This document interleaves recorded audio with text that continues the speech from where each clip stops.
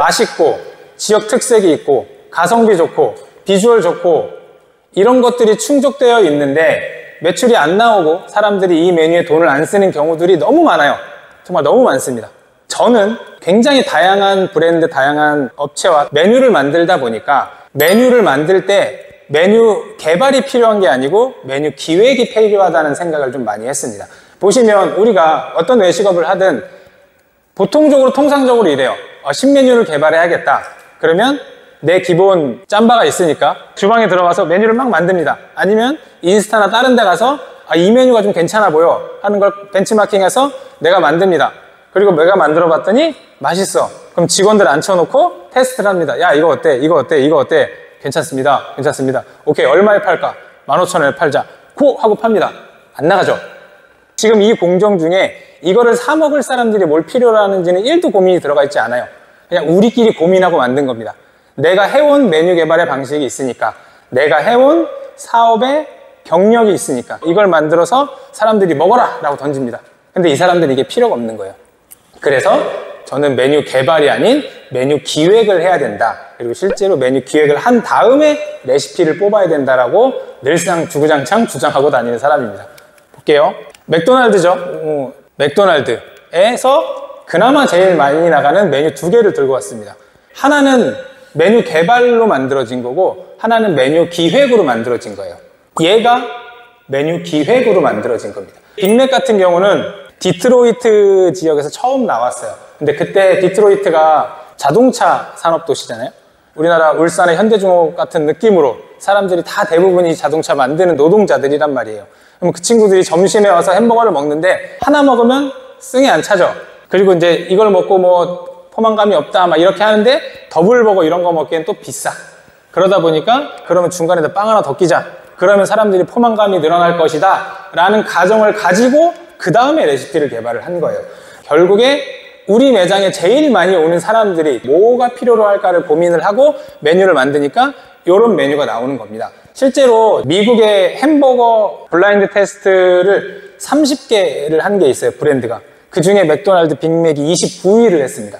그럼에도 맥도날드 빅맥은 여전히 전 세계에서 제일 많이 팔리는 햄버거예요. 물론 그 이후에 마케팅도 하고 뭐도 하고 했겠죠.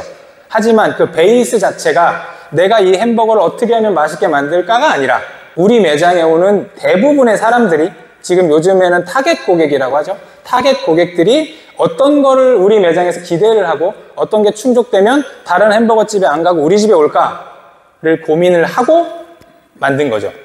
이거 2개만 놓고 보면 메뉴는 얘가 훨씬 더 예쁘고 화려해요. 근데 얘 매출은 얘 매출의 10분의 1도 안 됩니다. 왜냐? 얘는 누구나 카피할 수 있기 때문에. 얘도 카피할 수 있긴 하지만 결국에는 아까 계속 말씀드린 우리 타겟 고객이 뭘 진짜 원하는지를 먼저 생각하고 버거를 만든 거잖아요. 그러다 보니까 전 세계에서 가장 잘 나가는 메뉴 중에 하나가 된 거죠. 하나를 더 보여드릴게요. BBQ, 황금 올리브 치킨, 양념치킨. 이것도 마찬가지예요. 하나는 메뉴 기획으로 만들어진 거고 하나는 메뉴 개발로 만들어진 겁니다. 황금 올리브 치킨은 2000년대 초반에 나왔어요. 그때 뭐가 있었냐면 트랜스 지방 몰아내자. 먹으면 살찌고 암 걸리고 동맥경화 걸리고 기름 먹지 말자. 요런 게 한참 유행했을 때였어요. 그래서 그때 치킨 프랜차이즈들이 뭘 했냐? 오븐으로 구워서 기름을 빼자. 이런 걸 많이 했습니다. 그래서 굽네 치킨도 그때 막 성장하고 그렇게 했었는데 후라이드 치킨이랑 오븐구이 치킨은 다른 음식이에요. 우리는 몸에 안 좋지만 바삭바삭하고 먹을 때 이 기름이 들어오면 이걸 원한단 말이에요. 사람이 신체가 어쩔 수 없어. 그렇기 때문에 다른 사람들이 잘 안 나갈 때 얘네는 뭘 했냐? 우리는 몸에 좋은 올리브 오일로 치킨을 튀긴다 라고 얘기를 했어요. 근데 다 아시겠지만 진짜 몸에 좋은 올리브 오일은 엑스트라 버진이에요. 엑스트라 버진은 비싸서 치킨에 때려주게도 못 씁니다. 그리고 발화점이 낮기 때문에 엑스트라 버진 올리브 오일로 치킨을 튀기면 기름이 타요. 이렇게 안 나옵니다. 그래서 얘네는 그냥 일반 식용유에 올리브유를 좀 섞어요. 그리고 우리는 황금 올리브라고 이름을 지입니다. 이게 좋다고 말씀드리는 건 절대 아니에요. 근데 이렇게 한다라는 거죠. 사람들이 트랜스 지방 싫다고 할 때 어떻게 하면 덜 몸에 나쁘게 먹일 수 있을까를 고민한 거죠. 똑같은 거예요. 제로 소주. 아니 소주가 몸에 안 좋은데 거기에 제로 넣으면 이게 몸에 좋나요? 아니죠. 근데 재료 수주 엄청 나가죠. 그래서 실제로 큰 회사들도 무언가 메뉴를 만들 때 생각보다 비주얼이나 맛이나 가성비나 이런 거 별로 신경 안 씁니다. 주제가 사람들이 어디에다 돈을 쓸까가 주제인 거잖아요. 이렇게 메뉴 기획이라는 거에 대해서 제가 말씀을 드리는데, 이 메뉴 기획을 하기 위해서 이 메뉴를 큰 틀에서 어떻게 짜야 되는지, 그리고 이 큰 틀에서 짠 거를 가지고 어떻게 만들어야 되는지, 정답은 아니지만 제가 했던 예시들을 보여드리면서 좀 설명을 드리려고 합니다. 다 그렇진 않지만 대부분의 외식 업체에 들어가서 메뉴를 기획하고 큰 틀을 짤 때 메뉴를 이렇게 세분화합니다. 우리가 흔히 알고 있는 대표 메뉴, 시그니처 메뉴, 그리고 후킹 메뉴, 그 다음에 그 외, 번외, 이렇게 세 개로 구분을 해서 만듭니다. 일단은 첫 번째 대표 메뉴, 우리가 시그니처 메뉴, 시그니처 메뉴는 어떻게 탄생해야 되는가를 하나씩 살펴볼게요. 예시를 살펴드리면서. 일단 제가 생각하는 시그니처 메뉴의 키워드는 이겁니다. 맛은 무조건 있어야 되고, 가성비 들어가면 좋고, 그리고 이게 당연히 다른 데서 쉽게 카피를 할 수 없어야 됩니다. 그리고 아까 말씀드린 타겟 고객, 내 브랜드에 제일 많이 오는 사람들이 뭐가 필요할지를 고민하는 거, 그리고 그 고민했던 흔적이 비주얼로 나오면 이건 베스트예요. 이런 거 되게 많잖아요. 30시간 동안 우리는 사골 국물을 끓였어. 근데 다른 곰탕집이랑 비주얼로 차이가 없어요. 그럼 사람들은 그 차이를 인식하지 못합니다. 그래서 내가 하려는 차별화가, 그 고객의 니즈가 비주얼적으로 들어가는 게 좋습니다. 아까 빅맥 같은 경우를 보면 중간에 빵 끼워놓는 건 거의 처음인 거잖아요. 딱 보면 야, 이거 먹으면 배부르겠다 라는 생각이 비주얼적으로 들어가잖아요. 아까 황금 올리브 치킨도 처음에 나온 포스터 보면 치킨 사진이 있고, 그 치킨 사진만큼의 올리브들이 옆에 붙어 있습니다. 그 사진을 보고 아, 여기는 올리브 오일을 쓰는구나 라는 걸 시각적으로 보여주기 위해서. 그래서 우리가 차별화하려는 게 비주얼적으로 보이면 좋다. 하나씩 예시를 보여드릴게요. 여기는 도토리 키친이라는 집이에요. 제주공항에서 차로 한 10분 정도. 여기는 시그니처 메뉴가 청귤소바예요. 청귤소바. 제주도에 가면 청귤이 1년에 2달인가 밖에 안 나온다고 하더라고요. 그래서 그 청귤을 직접 재배도 하시는데, 청귤을 끓여서 뭐 짜서 이 찌유를 만듭니다. 그리고 그걸 위에 청귤 슬라이스를 얇게 썰어서 올려놓습니다. 그리고 얘랑 같이 싸먹으라고 해요. 사람들 이거 먹으면 와, 여기밖에 못 만들겠구나라는 생각이 듭니다. 왜냐면 이거 따라하는 데들이 생겼었거든요. 근데 이 찌유가 그 맛이 안 나요. 그리고 여기가 이제 컨셉이 뭐냐면, 제주공항에 떨어지는 사람들은 피곤하고 싫고 그렇잖아요.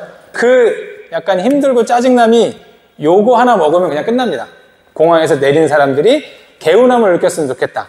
그거를 약간 노리신 것도 있어요. 제주도고 자기가 직접 재배하는 청귤 가지고 찌유를 만들고 소바를 만들고, 그게 비주얼적으로 녹죠. 그래서 여기도 매출이 굉장히 많이 나오고 있는 집이고요. 여기는 경기도 연천 한탄강 들어가는 데인데 옆에 다 논이에요.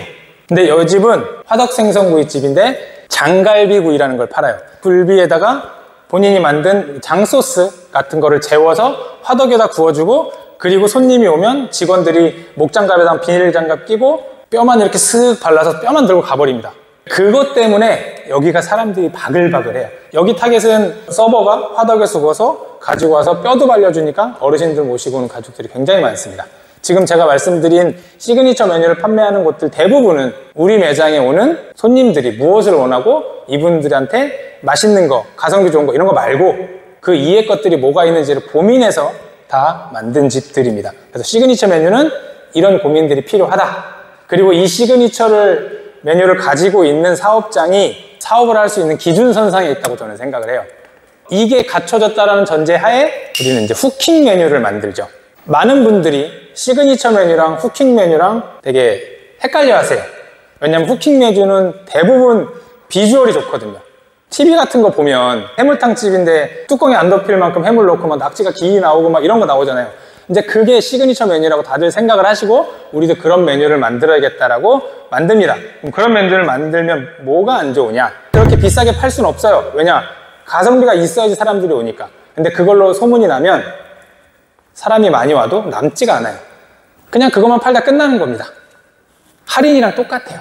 그래서 후킹 메뉴랑 시그니처 메뉴랑 분리를 해야 됩니다. 후킹 메뉴의 사례들을 몇 개 갖고 왔어요. 이게 태국에서 작년엔가 팔았던 리얼 치즈버거라는 거예요. 보면 빵 밑에 치즈만 20개 있습니다. 근데 이것 때문에 태국 버거킹 바이럴이 엄청 됐습니다. 누가 이딴 걸 만들어? 그러면서 그게 이야기가 된 거죠. 얘네들도 이걸로 애초에 버거를 맛있게 만드는 집이라는 걸 포장할 생각도 없었고, 단순히 이 메뉴는 쿠킹 메뉴로서 사람들이 버거킹이라는 것들을 한 번 더 언급하고 사진상에 돌아가게끔 만들기 위해서 그 목적만으로 만든 겁니다. 또 있죠. 요즘에 스타벅스에 올레아토라고 있어요. 스타벅스에다가 올리브 오일을 타갖고 조금 크리미하게 먹는 커피가 있는데, 그거 시초가 이탈리아 스타벅스에서 처음 팔았던 올리브 오일 에스프레소입니다. 그래서 에스프레소를 하나 탁 먹고 올리브 오일을 그냥 마십니다. 처음에 이거 엄청나게 악평이 많았어요. 누가 이딴 걸 만들었냐, 스타벅스가 장난이냐. 근데 이걸로 전 세계 스타벅스 검색량 중에 이탈리아 스타벅스 검색량이 1위로 올라간 적이 있습니다. 결국엔 맛있게 만들고 뭐 영양가 있고 이런 거 말고 일단 우리는 후킹을 하고 싶어 라고 했을 때 만드는 것들이 이런 것들입니다. 그래서 제가 생각하는 후킹 메뉴의 키워드는 이겁니다. 가격이 싸야 돼요. 양을 많이 주거나 모양이 바뀌어야 돼요. 내가 생각하는 모양에서 내가 생각하지 않은 모양으로 가야 돼요. 커피가 커피 같지 않거나 햄버거가 햄버거 같지 않거나, 그리고 일반적으로 메뉴에 쓰지 않는 고급 재료를 주거나 판매 방식을 바꾸거나 생뚱맞은 재료를 주거나, 근데 그게 상식적이면 안 돼요. 상식적이면 후킹이 될 수가 없어요. 야, 이거 어떤 정신 나간 놈이 이런 걸 만들었냐 라는 생각이 들 정도가 돼야 후킹이 되는 겁니다. 근데 이 후킹을 보통 시그니처 메뉴에서 해버려요. 그러면 내 전문성이 묻힐 수도 있고, 팔아도 안 남을 수도 있고, 그것만 계속 팔아야 될 수도 있고, 다음 신메뉴는 그 정도의 임팩트를 가지고 있는 것들이 계속 나와야 돼요. 그래서 후킹 메뉴들이 적절히 들어가야 됩니다. 후킹 메뉴는 시즌제로 팔아도 되고, 프로모션격으로 팔아도 되고, 일시적으로 팔아도 됩니다. 후킹 메뉴는 마케팅용이에요. 그래서 다 모르겠으면 이 비상식만 생각하면 됩니다. 어떻게 하면 이 메뉴를 비상식적으로 만들까? 근데 문제는 후킹 메뉴 하나만으로 손님이 만족도를 느끼면 안 돼요. 왜냐? 우리는 이 손님을 끌어서 우리 시그니처 메뉴까지 먹게 만들어야 되니까.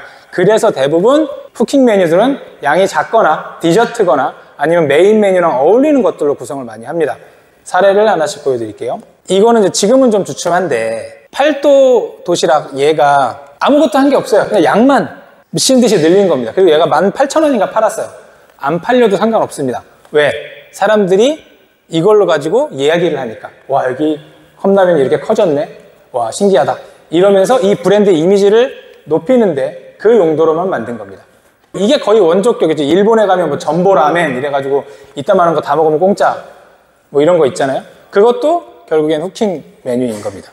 그리고 비상식적으로 비싼 재료를 제가 올리자고 했잖아요.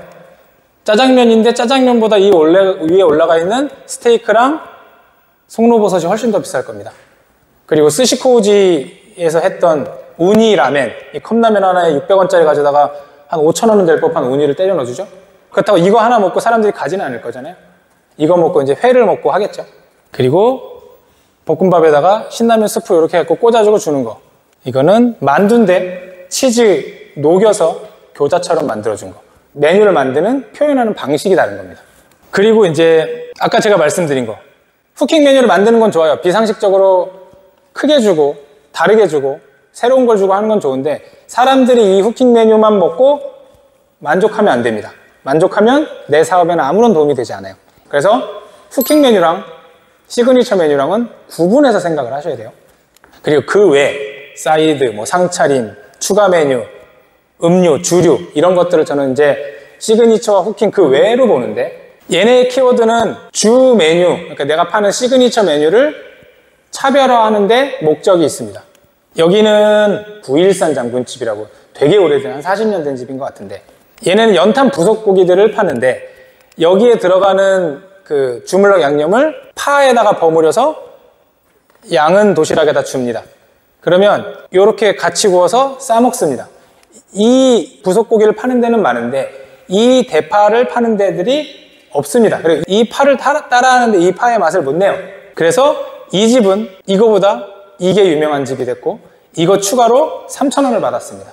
근데 얘는 시그니처 메뉴도 아니고 후킹 메뉴도 아니죠. 시그니처 메뉴랑 같이 나오는 게 시그니처 메뉴를 더 돋보이게 만드는 거죠. 세트 메뉴도 비슷한 개념일 수는 있는데 음식 하나에 음료수 하나 이런 건 안 되고, 결국엔 내가 파는 내 메뉴에 부족한 점을 보완해 줄 수 있는 것들이 같이 들어가는 게 필요하다라는 거죠. 일단은 여기까지 좀 정리를 하면 다들 메뉴 개발을 하고 맛있게 만들고 정성스럽게 만드는 이 시기에 메뉴 개발 말고 고객이 진짜 뭘 필요한지를 생각하고 거기에 메뉴를 끼워 맞추는 메뉴 기획이 필요하다. 그리고 그렇게 하기 위해선 시그니처 메뉴와 후킹 메뉴 그 외에 메뉴를 구분해서 거기에 맞게끔 기획을 해야 된다 라고 말씀을 1차적으로 정리를 드리고요.